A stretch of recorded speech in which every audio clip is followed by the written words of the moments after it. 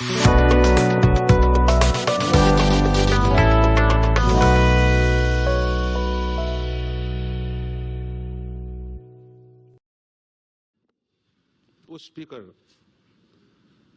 ta zo na hi za pathumna star number za pathumna oma za pakwana oma za somna omboka kan minister hian chan the vek thau karinga om vek thawa chan na kha PWD vek ania kha bin sang hal mai sila thain karinga star number za pathumna chu Longtlai West Assembly constituency chunga kumsang nile som nile pathum som nile pali chung khan saski na tho ani em eng na nge tho ani hlom pani na khoi muna tenge na hi tho ani na ming tho na mun veng khwale amount nusul thayem pathum na tunge contractor tu tenge contractor mingle address pu speaker hi anstara zo om tak ani lain e saski hi scheme tharania kum somnganwa rulle tur ti khania an ha tho hi kan bial mi puite point anstara kan zo me chon an se don lova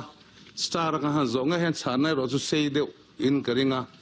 siat lan tan po tha pu speaker chu ka zo na ni e kalome member 10 kan siat du kan zo te chuan in cha chun turon hlene maro chu zonga za khan chang thei lo palani point se thiamanga sang turin PWD department changtu minister pu walal hlana lo somang speaker member zom tak pu si lian ngu lian chunga Longtlai West bill to MLA zona ka chana chu hetiang hian ni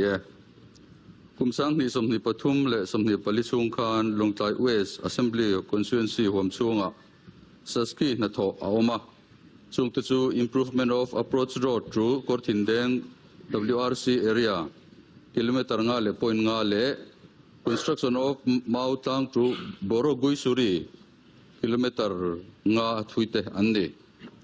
improvement of approach road through Korthindeng WRC area noya heng na te hi tho ani pakhat na internal road pavement approach road through PWD rest house at Sonhu na thok tu chu pu F lalkai sanga bazar veng Longtlai amount cheng nuai ruk le sing sari patni na construction of side drain near Piang Liana residence at Molbu el na thok tu pu F lalkai sanga bazar veng Longtlai amount nuai thum le sing ni pathum na approach road between PMGSY road through Konkhwa na thok tu F lalkai sanga bazar veng Longtlai amount chu noi sari le singli ani palina construction of PCC pavement from Nimai Chandra House to primary school at Ngun Lingkhwa na thok tu F lalkai sanga bazar veng Longtlai amount cheng noi li le singa construction of Mautang through Borogui Suri Noya hian heng na te hi tho ani ve thunga pakhat na construction of culvert at Berema Tuikhur through College Veng Road Longtlai na thok tu F lalkai sanga amount seng no area pani na widening of road from Paithar through Sitang Pui na thok tu F lalkai sanga amount seng no somni pathum na construction of Ling Road from Upper Saika LL na thok tu F lalkai sanga amount noi nga palina construction of retaining wall at College Veng Longtlai na thok tu F lalkai sanga amount cheng noi kwa pangana construction of Ling Road from Sontlang Pui to Huai Lui Chua na thok tu F lalkai sanga amount noi somsari le pangate anni contractor hi lalkai sanga bazar Veng Longtlai ani pu speaker azona dangka kasang ngalangem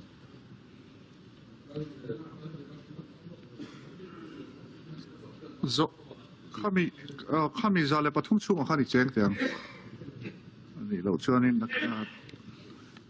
kan minister te in pa cha lok le zobel na zo turin zo na nei tu pusing ngun le chungai lo somang pu speaker ka zobel na ka bin sang mai se tha ka zobel na tan chuan ama poina nei thawa star number zale pakuana soi khel a soi la chiang thawa chuta kan zo du chu oi te ni maya Walbank Road song te tu bung tang south kong he ti ga nge na hi tan the ani ang ti zo na zo peng no pakhat na ni apa ni na chuan PWD Nuaya Saski Project 2022-23 chungin Longlai West Constituency hom chunga eng na tenge thoveni khoi muna tenge heng na te hi mi pui wan tang in an hlok puin kan hria em ti ani a kha zo na kha min changa kan zo bel du em em chu khang na te kha tho tan ani to em tho ani to em na kha lungoi thak takin nan thok em ti kha ka zo bel na ani a chu ti rol chuan e surkhar thar hian engangin nge kan minister zong tak hian PWD minister hian malak kalpui atum pakhatna chuan quality control chungchanga enganga malak nge tum ti ka zota apanina chuan work monitoring chungchanga angin nge ma lak atum tina pathumna chuan restricted tender atam em china hepo hi ni fek kan ni voina mi zong zong kha ka kan bial ve te chau 37 Longlai West Constituency chunga mi chau ani a tunan chiar chuak kha mi pui van tang lam tan a in sum siam na ani ti alan chian na chu contractor pakhat ning vek ani a kha kan bial ni kan he chiang ve tok ani pu speaker chuan chuan khang ang na ate kha lo thok thalo ta sela engtin nge malak atum ti te pokan zot bel du'a tin kan sarkar kal ta kha in thandon kumania thandon kuman che dan kha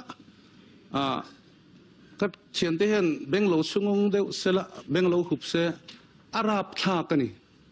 ma son na lamani lo ma se sum nga awangin kin na ni chuang lem lo ti ero chu alangin ka ria venia kan sarkar loading hi asaski posem velo SCDP posem velo rekso permit posem velo two wheeler permit posem velo kan diloma asem ho kha tla deu nualani engpo ni se kan zo du chotop na tan he sarkar thar hian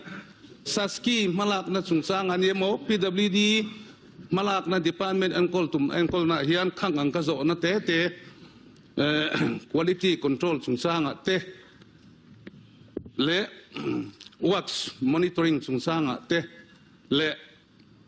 restricted tender chungchanga te sarkar tharin in than mai lon zuarnang kha kalpui in tumem tuna min han chan to na ta ka te kha na an chan vek to em an thok zo to em ti te kan zo belen ye lo me Zabel na zo turin champhai no bill tu zong tapu H ginzalola lo somang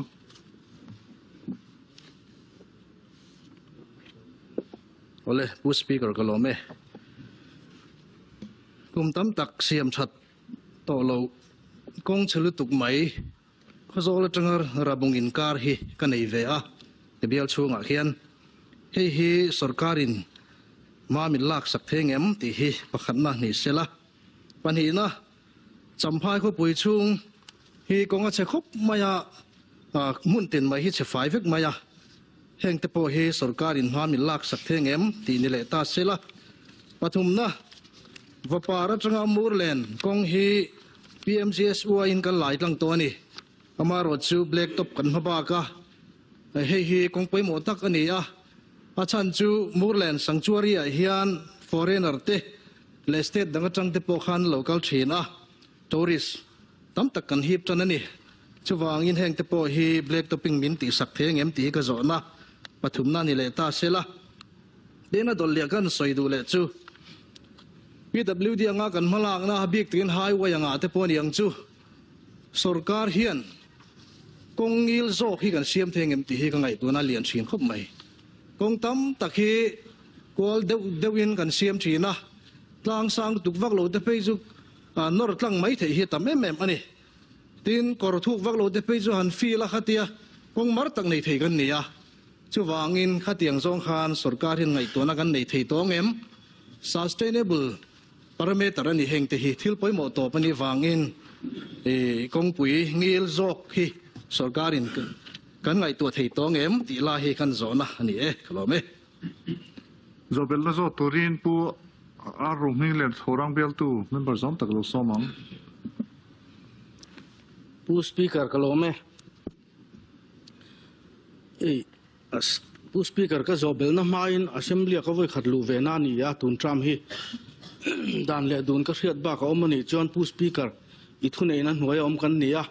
minon khak mai tura ka nga ya ek an star question pot huya zo bel na pot hui de hlek do na tin zona hi du du a zo theinin ka hria a delhi apo kan training khan Mizoram MP India Ram MP disqualified masak ber nang mani lampon in zo tho kha pu speaker chu wan chong ka zona te hi engemo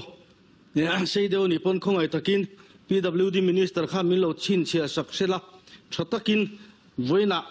min chanvek thelo pon ziakin min pese ti kha karon ngen ma sani in kha khai lo in zo tum phut mai la pakhat na pu speaker saski 2023 to 24 hi laps theyani em panina ani chon sarkar hian lapse poi ati em pathumna saski lon pung omlo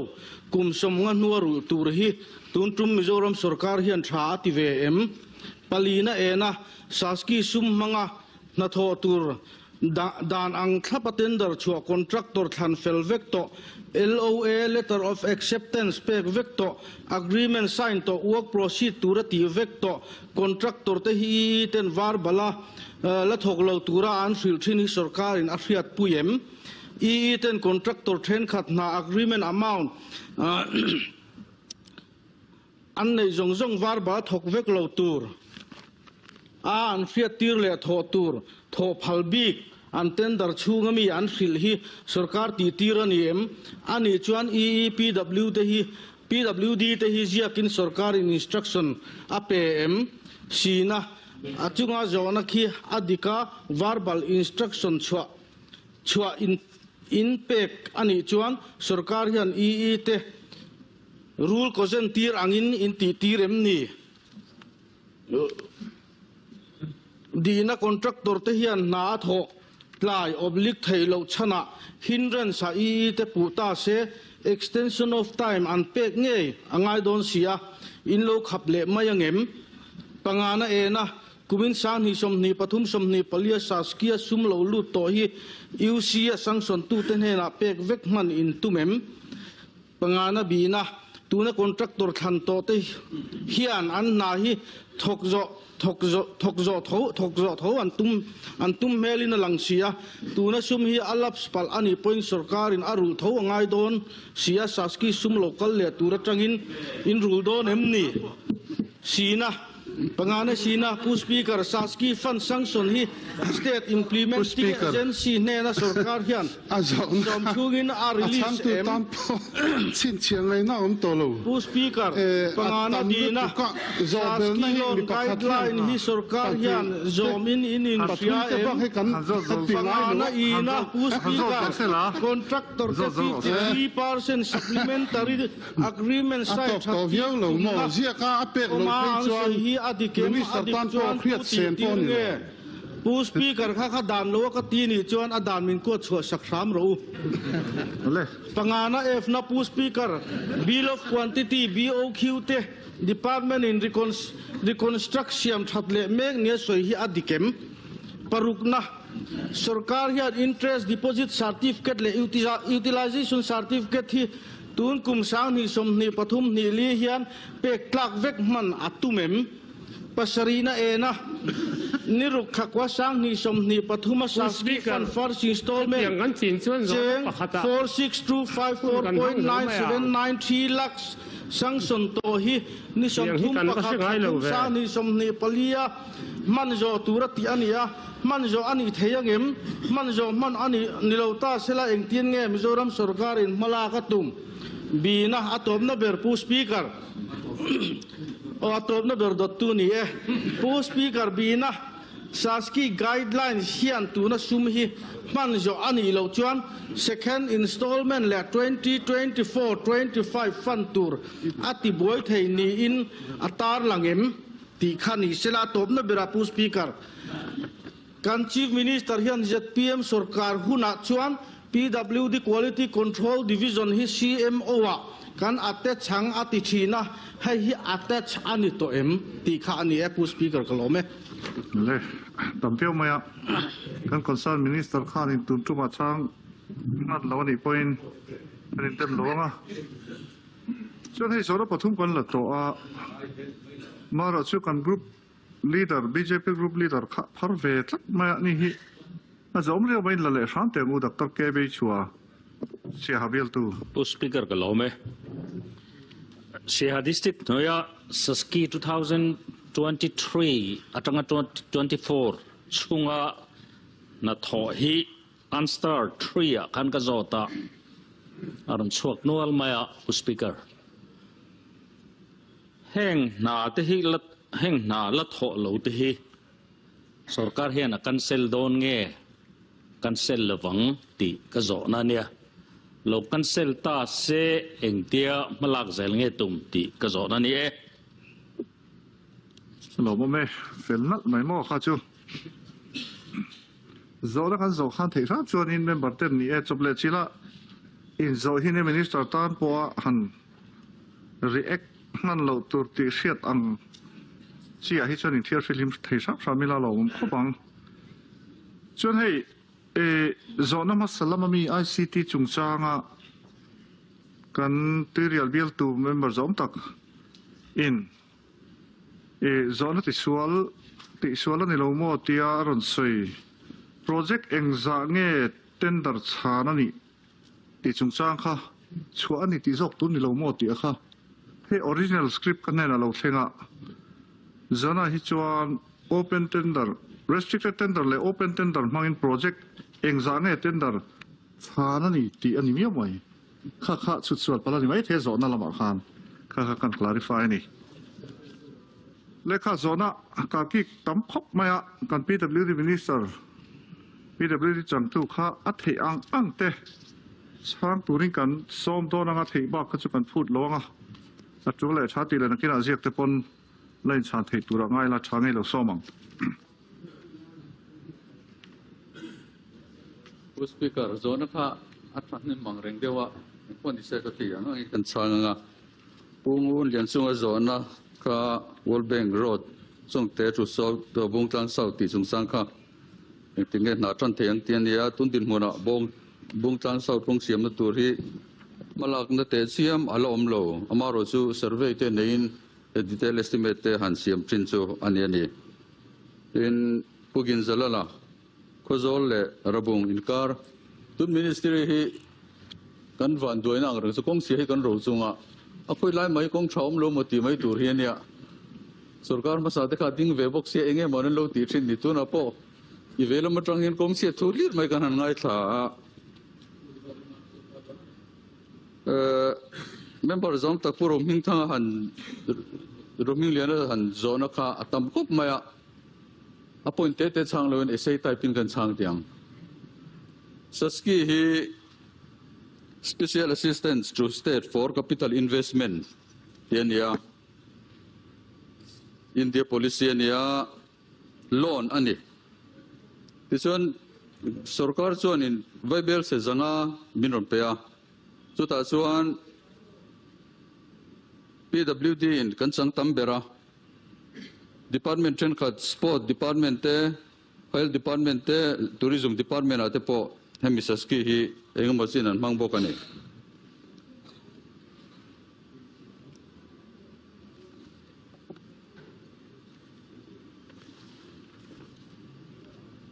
saski a controversial tak na sanbera chu in thandona anrun pek wangania hemi saski sum hi October ni ruk sang ni som thum le pathuma expenditure sanction hi sarkar in adong chawani tichuan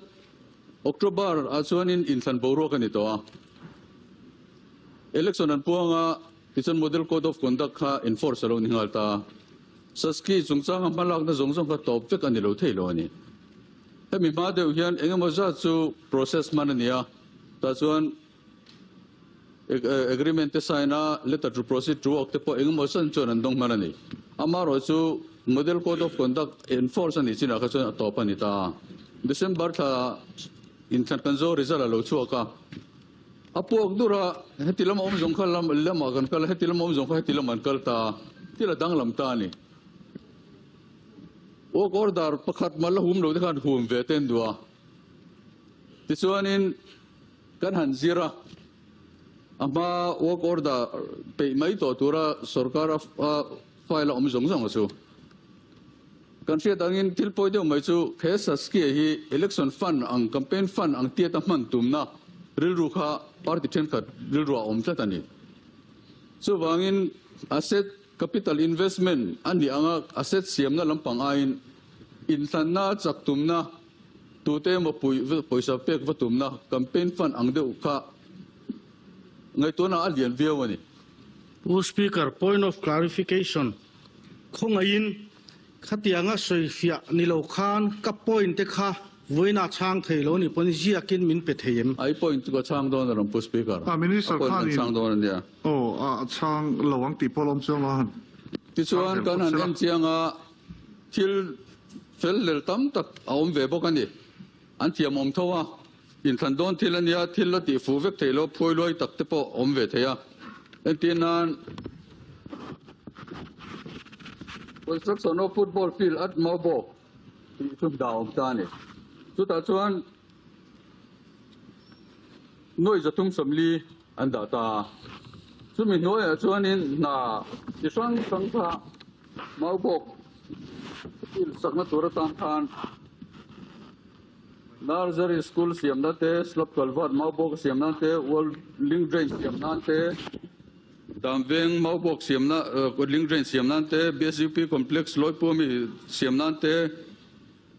Hari Limbu House loipomi siamna te volleyball court siamna te middle school playground siamna te katiang kha thiltam takha construction of football field at Maubo ti noi khan om ta ni pin pakat le chuan construction of approach road from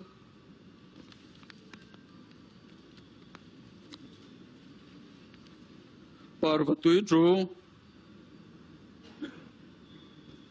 Zopui tiong ta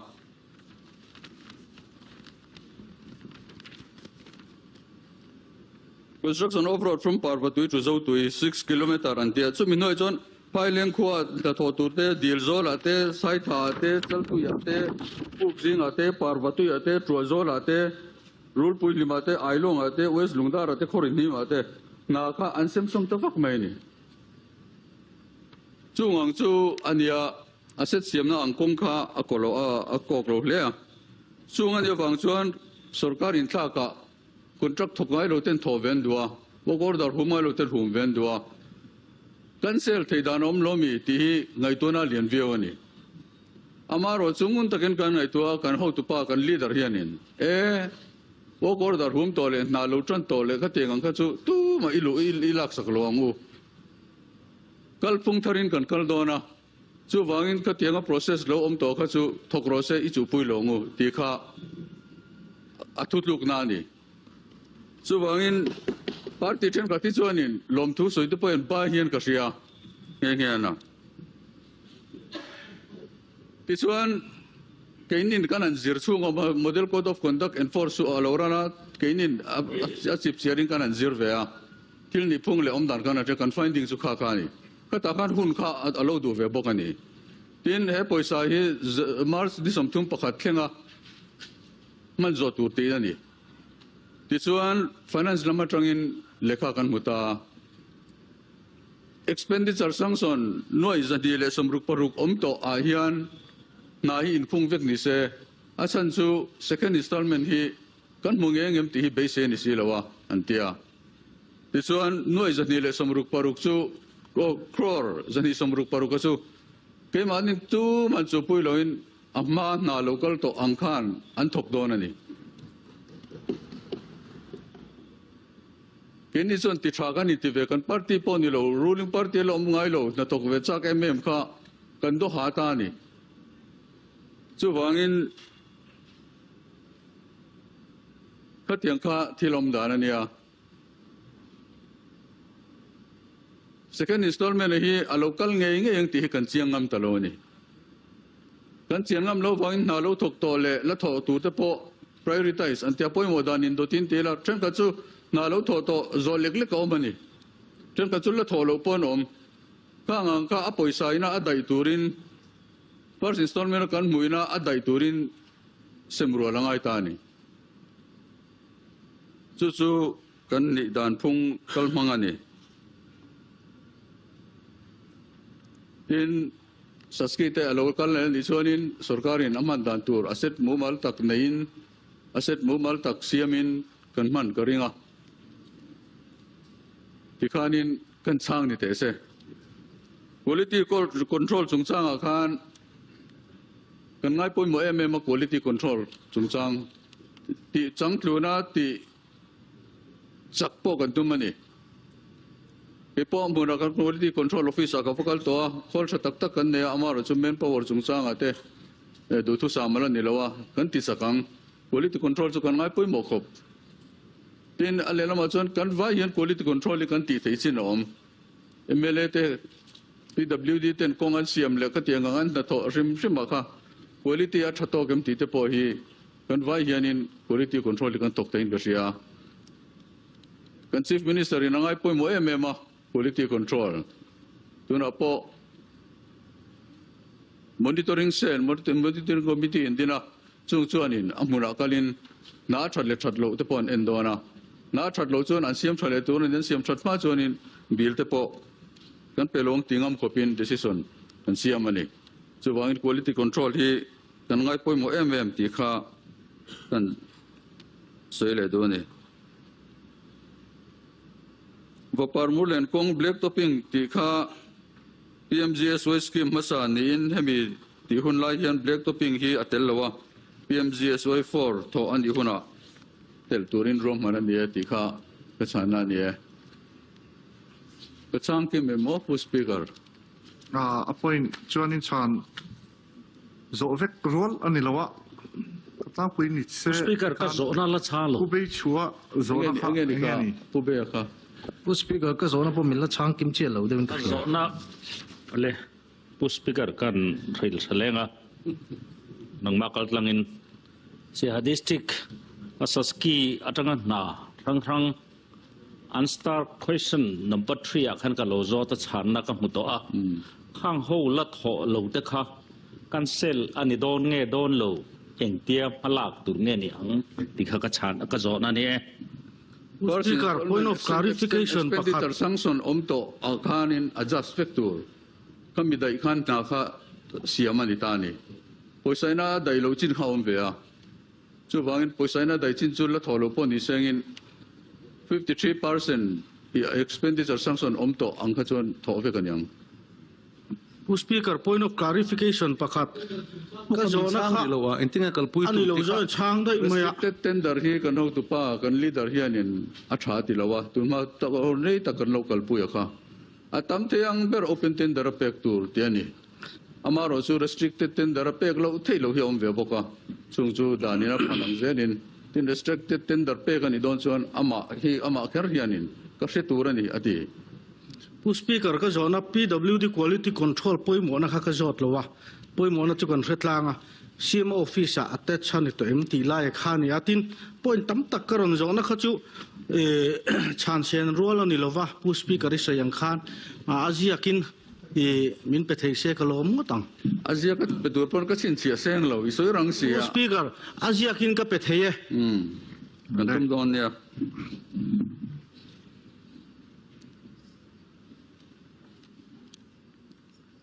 ka du to ke op speaker to view zolai di chanela hian rin tlang le rin ngam bel chian dol thungai nom le beng war thlak tak tak ilo be sei thin don nia